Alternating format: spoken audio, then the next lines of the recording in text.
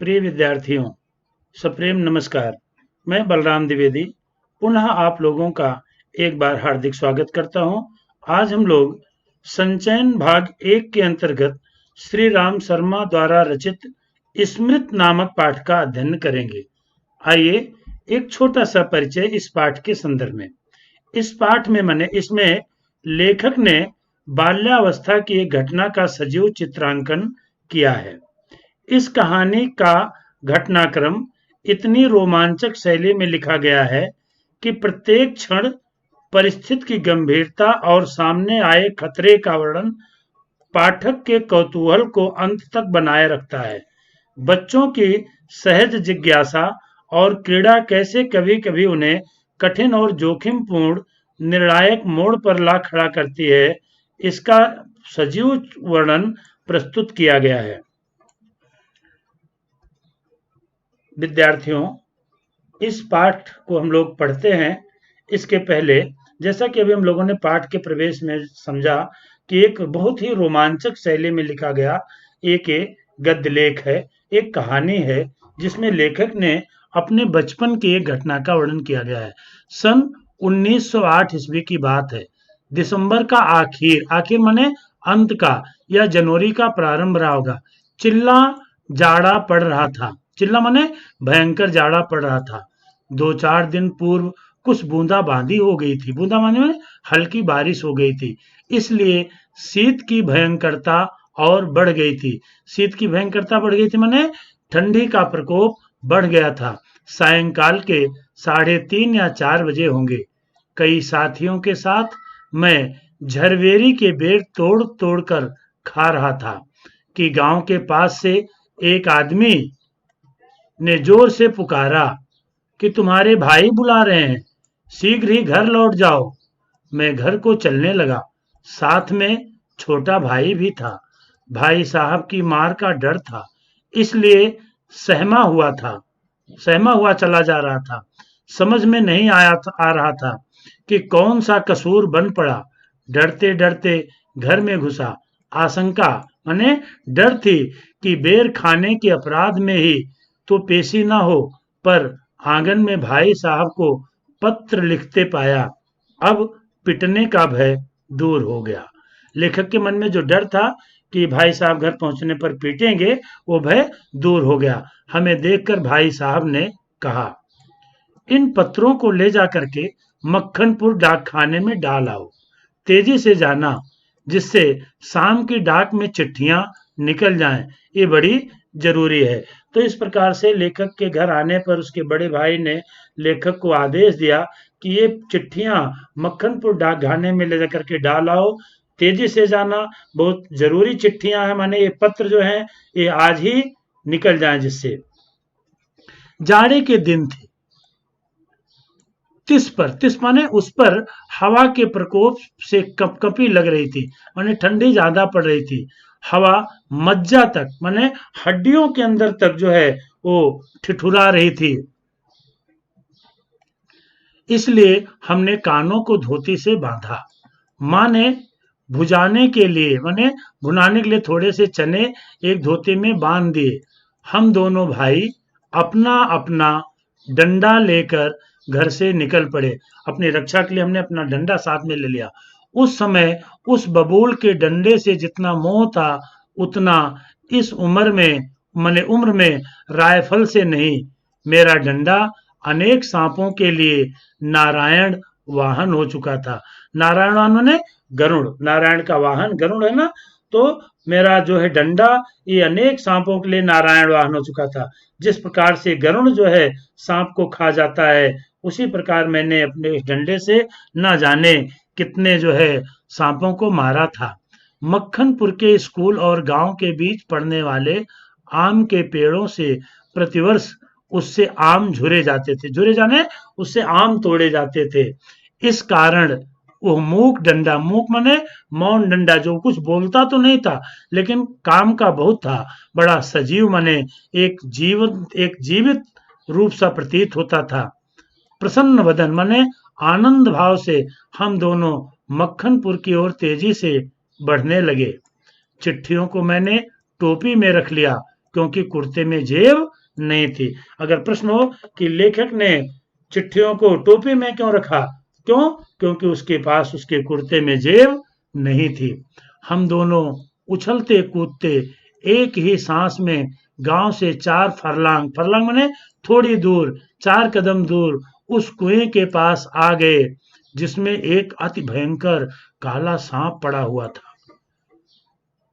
कुआं कच्चा था और 24 हाथ गहरा था। 24 हाथ माने हम हाथ से इस तरह से यहाँ अपने कोहनी से लेकर के मध्यमा उंगली के बीच का जो हिस्सा होता है, इस माप को हम हाथ बोलते हैं। तो 24 हाथ वो गहरा था, उसमें पानी ना था, उसमें ना जाने सांप कैसे गिर गया था। कारण कुछ भी हो, हमारा उसके कुएं में होने का ज्ञान केवल 2 महीने का था। बच्चे नटखट होते ही है। मक्खनपुर पढ़ने वाले जाने वाली पूरी बानर टोली थी, माने बड़ी ही जो है चंचल टोली थी। नटखट तो होते हैं बच्चे, लेकिन जो मक्खनपुर पढ़ने के लिए बच्चे जाते थे, वो टोली, उनका वो समूह बहुत ही नटखट था। एक दिन हम लोग स्कूल से लौट रहे थे कि हमको कुएं में उझकने की सूझी, माने हमने कुएं में झांकना, उझकना माने हमने झांकने के बारे में विचार किया। सबसे पहले उझकने वाला मैं ही था। कुएं में झांक कर एक ढेला, मिट्टी का एक छोटा सा टुकड़ा उसमें फेंका। उसकी आवाज कैसी होती है, उसके सुनने के बाद अपनी बोली की प्रतिध्वनि माने आवाज, बदले में जो हमारी आवाज आती, प्रतिध्वनि सुनने की इच्छा थी। पर कुएं में ज्यों ही ढेला गिरा त्यों ही एक फुसकार सुनाई पड़ी। फुसकार किसकी थी? उस विषैले सांप की। कुएं के किनारे खड़े खड़े हम सब बालक पहले तो उस फुसकार से ऐसे चकित हो गए जैसे किलोले, किलोले माने खेलता हुआ, क्रीड़ा करता हुआ मृग समूह माने हिरन का समूह अति समीप के कुत्ते की भौंक से चकित हो जाता है।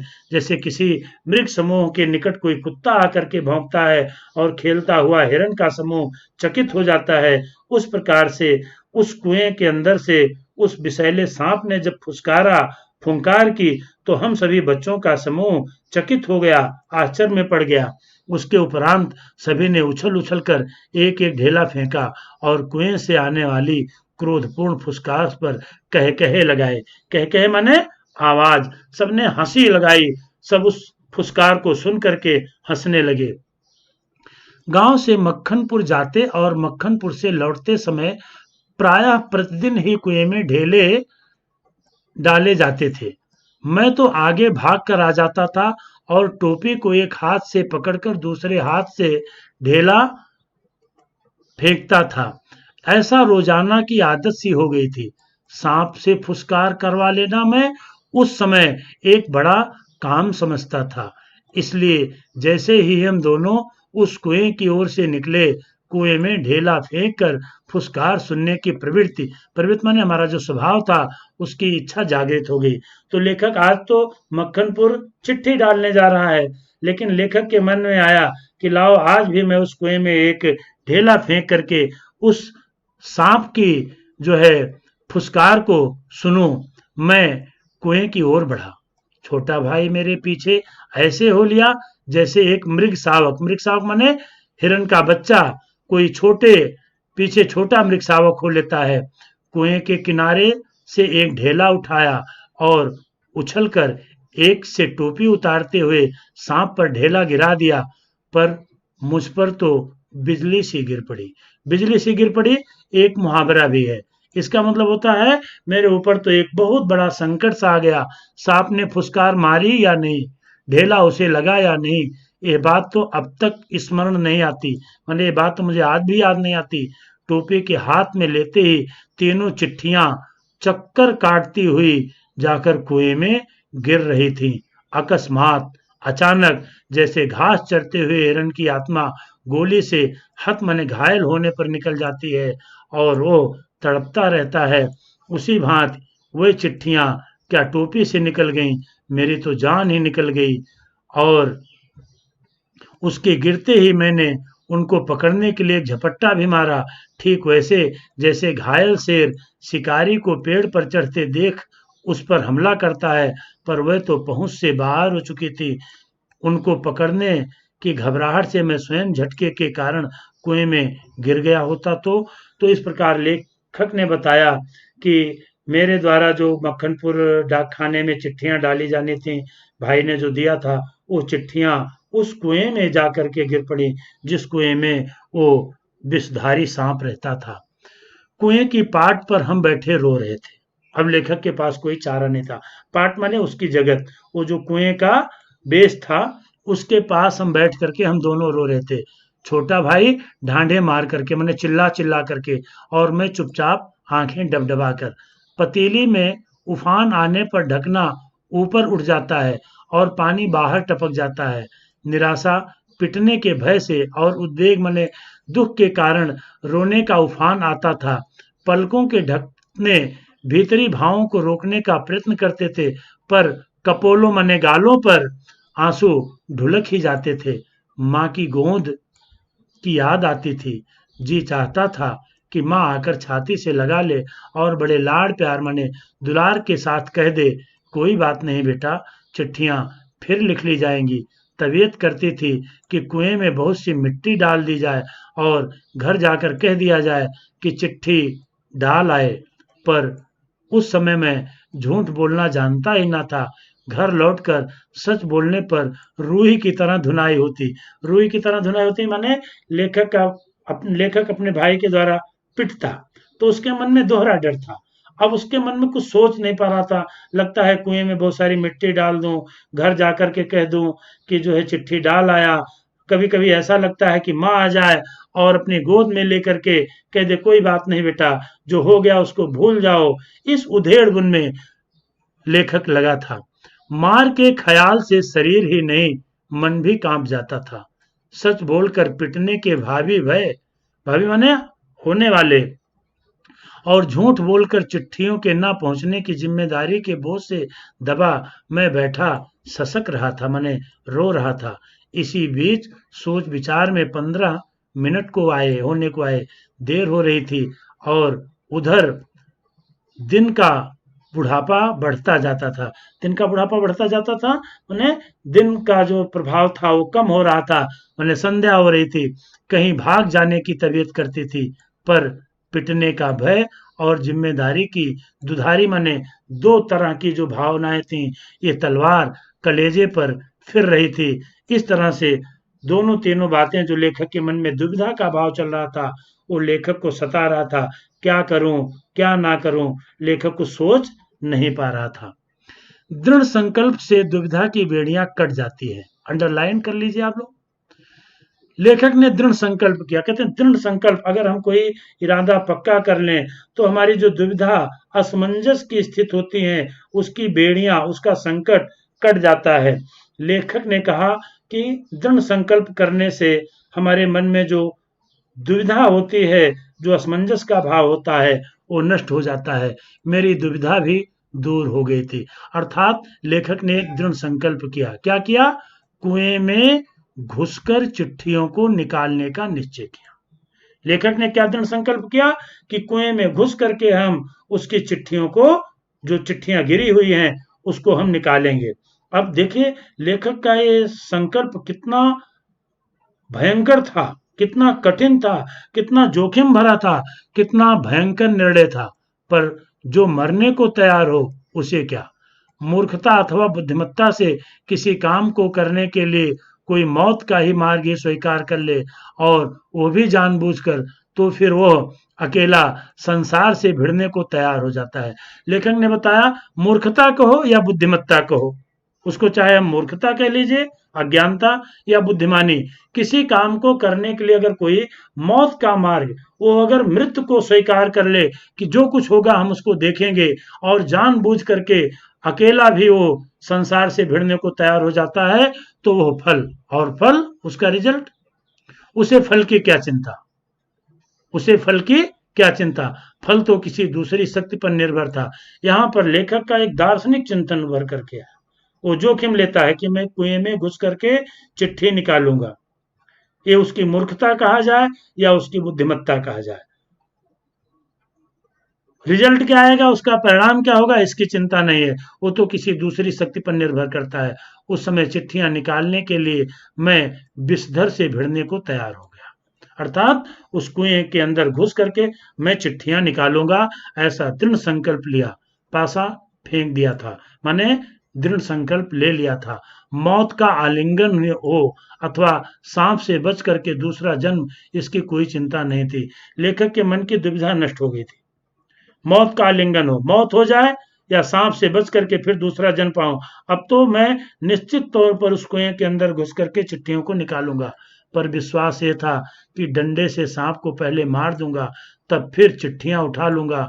बस इसी दृढ़ विश्वास के बूते पर मैंने कुएं में घुसने की ठानी। ठानी मैंने संकल्प लिया। छोटा भाई रोता था और उसके रोने का तात्पर्य था कि मेरी मौत मुझे नीचे बुला रही है। यद्यपि वो शब्दों में ना कहता था, वास्तव में मौत सजीव और नग्न रूप में कुएं में बैठी थी। ये मौत सजीव रूप में और नग्न रूप में कुएं में बैठी है, माने जो सांप है, और उस सांप से लड़ करके सांप के पास जा करके मुझे चिट्ठियां लानी है।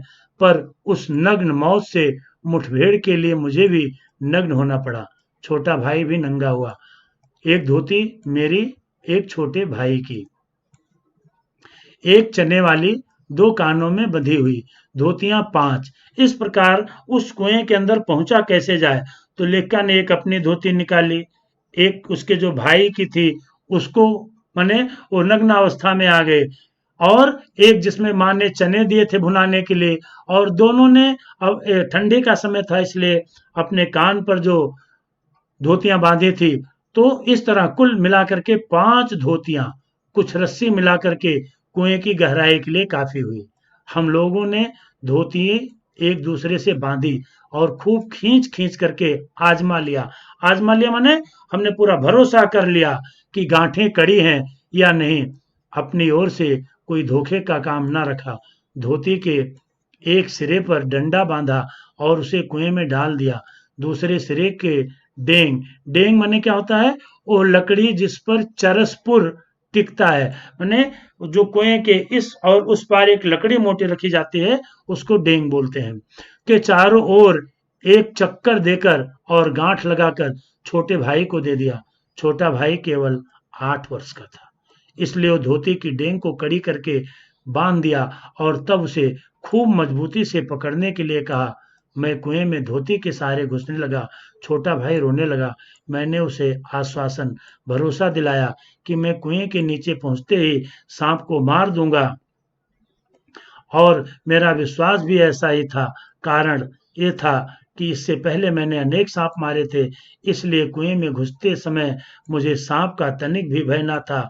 उसको मारना मैं बाएं हाथ का खेल समझता था। बाएं हाथ का खेल समझना मतलब कि मैं उसको बातों बातों में बड़ी आसानी से मार डालूंगा, क्योंकि मैंने बहुत सारे सांप को मारा था। इसलिए लेखक सांप से तनिक भी भयभीत नहीं था। कुएं के धरातल से जब 4-5 गज रहा हूँगा, मैंने थोड़ी दूर, तब ध्यान से नीचे की देखा। अक्ल चकरा गई, माने दिमाग काम नहीं कर रहा था। सांप फन फैलाए धरातल से एक हाथ ऊपर उठा हुआ लहरा रहा था। सांप अपने फन को फुलाए हुए लहरा रहा था। पूंछ और सांप पूंछ के समीप का भाग पृथ्वी पर था। आधा अग्रभाग माने आगे का भाग ऊपर उठा हुआ मेरी प्रतीक्षा कर रहा था। नीचे डंडा बंधा था। मेरे उतरने की गति में जो इधर उधर हिलता था, इसी के कारण शायद मुझे उतरते देख सांप घातक चोट माने मुझ पर प्रहार करने के आसन में बैठ गया था। सपेरा जैसे बीन बजाकर काले सांप को खिलाता है, और सांप क्रोधित हो फन फैला करके खड़ा हो जाता है और फुंकार मारकर चोट करता है, ठीक उसी प्रकार सांप मेरे ऊपर चोट करने को तैयार था। उसका प्रतिद्वंदी, प्रतिद्वंदी माने उसका दुश्मन, मैं, बदला माने उसका प्रतियोगी, मैं उससे कुछ हाथ ऊपर धोती पकड़े लटक रहा था। धोती डेंग से बंधी होने के कारण कुएं के बीचों बीच लटक रही थी, और मुझे कुएं के धरातल की परिध, परिध माने गोले के बीचों बीच में उतरना था। इनके माने था सांप को 1.5-2 फीट गज नहीं की दूरी पर पैर रखना, और इतनी दूरी पर सांप पैर रखते ही चोट करता। स्मरण रहे, याद रहे, कच्चे कुएं का ब्यास, ब्यास माने जो घेरा होता है वो बहुत कम होता है। वो कुआं कच्चा था, जिस कुएं में सांप था वो कुआं कच्चा था, उसका घेरा बहुत कम होता है। नीचे तो 1.5 गज माने लगभग एक 1.5-2 मीटर भी नहीं रहता है। ऐसी दशा में कुएं में मैं सांप से अधिक 4 फुट की दूरी पर रह सकता था, वो भी उस दशा में जब सांप मुझसे दूर रहने का प्रयत्न करता। पर उतरना तो था कुएं के बीच में, क्योंकि मेरा साधन ठीक बीचों बीच लटक रहा था। तो वो जो है, जो साधन जिस रस्सी से लेखक नीचे उतर रहा था वो बीचों बीच लटक रहा था। उतरना था कुएं में, क्योंकि उस चिट्ठियों को, उस पत्र को लेखक को प्राप्त करना था। और उस पत्र को पाने में एक बड़ी चुनौती, एक बड़ी बाधा सांप था, जो सांप अपना फन फैला करके लगता था लेखक के ऊपर चोट करने के लिए पहले ही अपना आसन बनाए बैठा था। ऊपर से लटक कर मैं तो सांप नहीं मारा जा सकता था, उतरना तो था ही, थकावट से ऊपर चढ़ भी नहीं सकता था। अब तक अपने प्रतिद्वंदी को पीठ दिखाने का निश्चय नहीं किया था। प्रतिद्वंदी माने प्रतिद्वंदिता, जिसके प्रतियोगिता है वो सांप। यदि ऐसा करता तो कुएं के धरातल पर उतरे बिना क्या मैं ऊपर चढ़ सकता था? धीरे धीरे उतरने लगा, एक एक इंच। ज्यो ज्यो मैं नीचे उतरता जाता त्यों तो मेरी एकाग्र चित्तता, एकाग्र चित्तता माने मेरा ध्यान, मेरी एक निष्ठता, क्योंकि अब लेखक और उस सांप के बीच में बहुत कम दूरी है, और लेखक पर कभी भी वो सांप चोट कर सकता है। तो लेखक का जो ध्यान था वो पूरी तरह से एकाग्र चित्त हो गया था, उसका पूरा ध्यान उस सांप पर था। बढ़ती जाती थी, मुझे एक सूझ सूझी, सूझ माने उपाय। दोनों हाथों से धोती पकड़े हुए मैंने अपने पैर कुएं के बगल से लगा दिया। दीवार से पैर लगते ही कुछ मिट्टी नीचे गिरी और सांप ने फू करके उस पर मुंह मारा। मेरे पैर भी दीवार से हट गए और मेरी टांगें कमर से समकोण बनाती हुई लटकती रहीं। पर इससे सांप से दूरी और कुएं की परिध पर उतरने का ढंग मालूम हो गया। लेखक को लगा कि मैं इस तरह से आसानी से उस कुएं के तल पर, उस कुएं के धरातल पर उतर जाऊंगा। तनिक झूल कर मैंने अपने पैर कुएं के बगल से सटाए और कुछ धक्के के साथ अपने प्रतिद्वंदी के सम्मुख कुएं की दूसरी ओर 1.5 गज पर कुएं के धरातल पर खड़ा हो गया। अर्थात इस प्रकार से साहसिक कार्य करता हुआ लेखक उस कुएं के धरातल पर आ गया। आंखें चार हो गईं, सांप की और लेखक की। शायद एक दूसरे को पहचाना, दोनों ने एक दूसरे को देखा। सांप को चक्षुश्रवा भी कहते हैं। चक्षु माने नेत्र, श्रावा माने सुनने वाला। सांप को चक्षुश्रवा कहा जाता है क्योंकि वो आंखों से सुनता है। मैं स्वयं चक्षुश्रवा हो रहा था। लेखक कहता है कि मैं भी अपनी आंखों से अब सुन भी रहा था और देख भी रहा था, क्योंकि पूरा मेरा ध्यान उस सांप पर था कि उस सांप से बच करके मैं चिट्ठियों को कैसे पाऊं। अन्य इंद्रियों से मानो सहानुभूत से अपनी शक्ति आंखों को दे ही दे हो। अब मेरी पूरी एक निष्ठता, मेरी एकाग्रता मेरी आंखों पर थी। सांप के फन की ओर मेरी आंखें लगी हुई थी कि वह कब किस ओर आक्रमण करता है। सांप ने मोहनी सी डाल दी थी। मोहनी माने एक बसीभूत, मन को मोहित करने वाली। शायद वह मेरे आक्रमण की प्रतीक्षा में था। पर जिस विचार और आशा को लेकर मैं कुएं में घुसने को ठानी थी वो तो आकाश कुसुम था। आकाश कुसुम का मतलब यहाँ पर वो चिट्ठियां जो पाना चाहता था लेखक, जिसके लिए सांप से मिलने के लिए लेखक नहीं उतरा था। लेखक तो चिट्ठियां लेनी थी। मनुष्य का अनुमान और भावी योजनाएं कभी कभी कितनी मिथ्या और उल्टी निकलती हैं। मुझे सांप का साक्षात होते ही अपनी योजना और आशा की असंभवता प्रतीत हो गई। तो लेखक ने यहाँ पर बताया कि मनुष्य का अनुमान और भावी योजना। लेखक ने क्या अनुमान करके निकला था कि मैं बड़ी आसानी से जाऊंगा और इस बबूल के डंडे से उस सांप को तो मैं बड़ी आसानी से मार दूंगा, क्योंकि मैंने बहुत सारे सांप को मारा है। लेकिन उसने जो योजना बनाई थी वो इतनी सरल नहीं थी। कभी कभी कितनी मिथ्या और उल्टी निकलती हैं। लेखक ने जो कुछ सोचा था उसकी पूरी योजना उसके विपरीत थी। जब लेखक ने उस कुएं के धरातल पर उतरा और उसका साक्षात्कार माने सामना सांप से हुआ, तो उसकी योजना जो थी और आशा, उसको लगा ये असंभव है, ये पूरी नहीं हो सकती है। जितनी आसानी से मैंने ये काम सोचा था उतना आसानी भरा नहीं है। डंडा चलाने के लिए और स्थान ही न था। लाठी या डंडा चलाने के लिए काफी स्थान चाहिए जिससे में वे घुमाए जा सके। सांप को डंडे से दबाया जा सकता था, पर ऐसा करना मानो तोप के मोहरे पर खड़ा होना था। माने तोप के मोहरे का पर खड़ा होना माने एक संकट का, एक बहुत बड़े संकट का सामना करना था।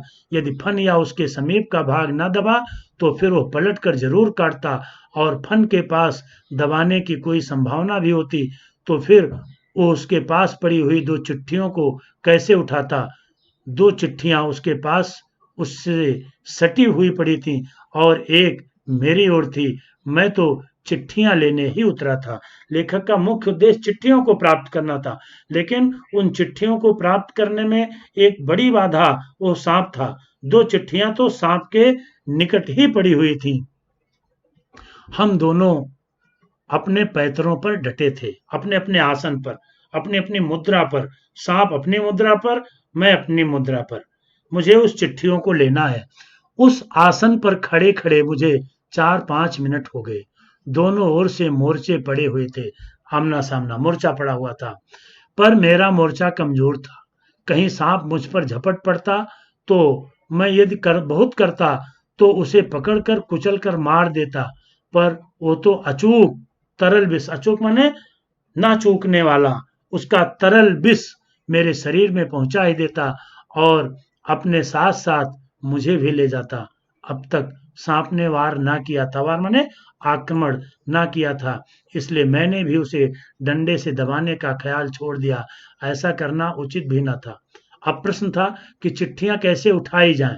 बस एक सूरत थी, सूरत माने उपाय। एक सूरत था, डंडे से सांप की ओर से चिट्ठियों को सरकाया जाए।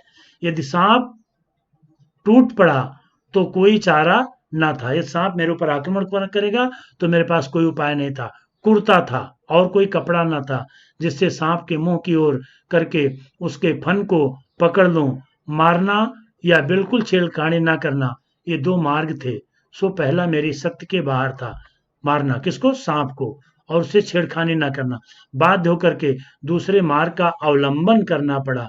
अवलंबन माने सहारा लेना पड़ा। कौन दूसरा, उससे बिल्कुल छेड़खानी ना करना, माने जो जैसा वैसा करना, हमको उस चिट्ठियों को उठाने का प्रयास करना चाहिए। डंडे को लेकर ज्यों ही मैंने सांप की दाईं ओर पड़ी चिट्ठी को और उसे बढ़ाया कि सांप का फन पीछे की ओर हुआ। धीरे धीरे डंडा चिट्ठी की ओर बढ़ा और ज्यों ही चिट्ठी के पास पहुंचा कि फुंकार के साथ काली बिजली तड़पी और डंडे पर गिरी। हृदय में कंप हुआ और हाथों ने आज्ञा ना मानी। डंडा छूट पड़ा। मैं तो ना मालूम कितना ऊपर उछल गया, जानबूझकर नहीं, यूं ही बिदक कर माने डर से उछल कर जो खड़ा हुआ तो देखा डंडा के सिर पर 3-4 स्थानों पर पीयू, पीयू माने मवाद, पीला पीला कोई कुछ लगा हुआ है। वह विष था। सांप ने मानो अपनी शक्ति का सर्टिफिकेट, अपनी शक्ति का प्रमाण पत्र सामने रख दिया था, पर मैं तो उसकी योग्यता का पहले ही कायल था। मैं उसको पहले से ही मानता था कि वो विषधर है, विषधारी है, उसका एक प्रहार तो मृत्युदायक है। उस सर्टिफिकेट की जरूरत ना थी। सांप ने लगातार फू फू करके डंडे पर 3-4 चोटें की। वो डंडा पहली बार इस भांति अपमानित हुआ था, या शायद वो सांप का उपहास कर रहा था, मगर ऊपर फू फू और मेरे उछलने और फिर वहीं धमाके से खड़े होने के से छोटे भाई ने समझा कि मेरा कार्य समाप्त हो गया और बंधुत्व का नाता फू फू और धमाके से छूट गया। ऊपर छोटा भाई सोच रहा है कि शायद भैया का तो काम तमाम हो गया। मैंने ख्याल किया कि सांप के काटने से मैं गिर गया। उसने ख्याल किया कि सांप के काटने से मैं गिर गया। मेरे कष्ट और विरह के ख्याल माने वियोग के ख्याल से उसके कोमल हृदय को धक्का लगा। भ्रातृ स्नेह माने भाई के प्रति प्रेम के ताने बाने को चोट लगी। उसकी चीख निकल आई। वो ऊपर ही जोर से चिल्लाया, छोटे भाई की आशंका बेजा ना थी, बेजा माने अकारण ना थी, क्योंकि नीचे सांप के साथ जो मेरा मुकाबला था वो बहुत ही भयंकर था। उस पर फू और धमाके से मेरा साहस कुछ बढ़ गया। दोबारा फिर उसी प्रकार लिफाफे को उठाने की चेष्टा की। अब की बार सांप ने वार भी किया और डंडे से चिपट भी गया, मैंने डंडे से लिपट गया। डंडा हाथ से छूटा तो नहीं, पर झिझक, सहम अथवा आतंक से अपनी ओर को खिंच गया और गुंजलक माने घेरादार, घुमावदार मारता हुआ सांप का पिछला भाग मेरे हाथ को छू गया। उफ! हो कितना ठंडा था। डंडे को मैंने एक ओर पटक दिया। यदि कहीं उसका दूसरा वार पहले होता तो उछलकर मैं सांप पर गिरता और न बचता। लेकिन जब जीवन होता है तब हजारों बचने के उपाय निकल आते हैं। लेखक ने बताया कि लेकिन जब जीवन होता है तो हजारों ढंग बचने के निकल आते हैं। वो दैवीय कृपा थी, वो ईश्वरीय कृपा थी। डंडे के मेरी ओर खिंच आने से मेरे और सांप के आसन बदल गए। मैंने तुरंत ही लिफाफे और पोस्टकार्ड चुन लिए, चिट्ठियों को धोती की छोर में बांध लिया और छोटे भाई ने उन्हें ऊपर खींच लिया। इस प्रकार अथक प्रयास करने के बाद मैं मृत्यु से संघर्ष करते हुए, सांप मेरे लिए मृत्यु के ही समान था, उससे संघर्ष करते हुए मैंने बड़ी मुश्किल से अनेक प्रकार के उपाय करते हुए, अनेक जोखिमों का सामना करते हुए मैंने वो लिफाफे और पोस्ट कार्ड चुन लिए और उसको धोती से, चिट्ठियों से को धोती से बांध दिया। छोटे भाई ने उसको ऊपर खींच लिया। डंडे के को सांप के पास से उठाने में भी बड़ी कठिनाई पड़ी। सांप उससे खुलकर उस पर धरना देकर बैठा था। जीत तो मेरी हो चुकी थी, क्योंकि मेरा उद्देश्य क्या था? जीत तो मेरी हो चुकी थी। इसका मतलब है कि मेरा उद्देश्य था उन चिट्ठियों को प्राप्त करना, जो मेरे एक छोटी सी गलती के कारण या मेरे बचपन की जिज्ञासा बस उस कुएं में ढेला फेंकने के कारण मेरी टोपी से गिरकर नीचे गिर गई थी। तो मेरा तो पूरा हो चुका था, पर अपना निशान गंवा चुका था। निशान माने डंडा, जिस पर बड़ा भरोसा था। आगे हाथ बढ़ाता तो सांप हाथ पर वार करता, माने आक्रमण करता। इसलिए कुएं की बगल से एक मुट्ठी मिट्टी लेकर मैंने उसकी दाईं ओर फेंकी कि उस पर झपटा और मैंने दूसरे हाथ से उसकी बाईं ओर से डंडा खींच लिया। पर बात की बात में उसने दूसरी ओर भी वार किया। यदि बीच में डंडा ना होता तो मैं पैर में उसके दांत गड़ गए होते। अब ऊपर चढ़ना कोई कठिन काम न था। केवल हाथों के सहारे, पैरों को बिना कहीं लगाए हुए 36 फुट ऊपर चढ़ना मुझसे अब नहीं हो सकता था। नीचे है कुएं के धरातल पर लेखक, और उतने गहरे कुएं में फिर से ऊपर चढ़ना उसके लिए बहुत कठिन काम था। 15-20 फुट बिना पैरों के सहारे, केवल हाथों के बल चढ़ने की हिम्मत रखता हूँ। कम ही, अधिक नहीं। पर उस 11 वर्ष की अवस्था में मैं 36 फुट चढ़ा। बाहें भर आईं, मेरी भुजाओं में जो है भराव आ गया।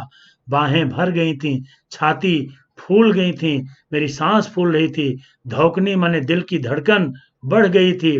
पर एक एक इंच सरक सरक कर अपनी भुजाओं के बल से मैं ऊपर चढ़ आया। यदि हाथ छूट जाते तो क्या होता, इसका अनुमान करना कठिन है। ऊपर आकर बेहाल होकर थोड़ी देर तक पड़ा रहा। देह माने शरीर को झाड़ झूर कर, पोंछ पाछ कर धोती कुर्ता पहना। फिर किशनपुर के लड़के को, जिसने ऊपर चढ़ने की चेष्टा को देखा था, ताकीद दी। उसको हमने समझा करके कहा कि वो कुएं वाली घटना किसी को ना कहे, और हम लोग आगे बढ़े। इस प्रकार सन 1915 में मैट्रिकुलेशन माने हाई स्कूल परीक्षा पास करने के उपरांत ये घटना मैंने माँ को सुनाई। सजल नेत्रों से उसकी आंखों में पानी आ गया, आंसू आ गया। सजल नेत्रों से माँ ने मुझे अपनी गोद में ऐसे बिठा लिया जैसे चिड़िया अपने बच्चे को अपने डैने माने अपने पंखों के नीचे छिपा लेती है। कितने अच्छे थे वे दिन। उस समय राइफल ना थी, एक प्रकार का यंत्र, बंदूक टाइप डंडा था, और डंडे का शिकार कम से कम उस सांप का शिकार राइफल के शिकार से कम रोचक या भयानक ना था। तो प्रिय विद्यार्थी मित्रों, इस प्रकार से हम लोगों ने एक रोचक कहानी बताई, और लेखक ने घटना बहुत दिनों तक अपने अंदर ही छिपा कर रखा था। जब 10वीं की परीक्षा पास किया तो उसने अपनी घटनाएँ अपनी माँ से बताई। माँ ने ये घटना रोचक और बड़ी रोमांचक घटना को सुन कर के अपने बेटे को अपनी छाती से लगा लिया। लेकिन कभी-कभी बच्चे अपनी जिज्ञासावश या कुछ ऐसे खेल-खेल में इस तरह के जोखिम को उठा लेते हैं, जो सर्वथा जान पर भी भारी पड़ने वाला होता है, हमारे जीवन के लिए बड़ा संघर्षपूर्ण और जोखिम भरा होता है।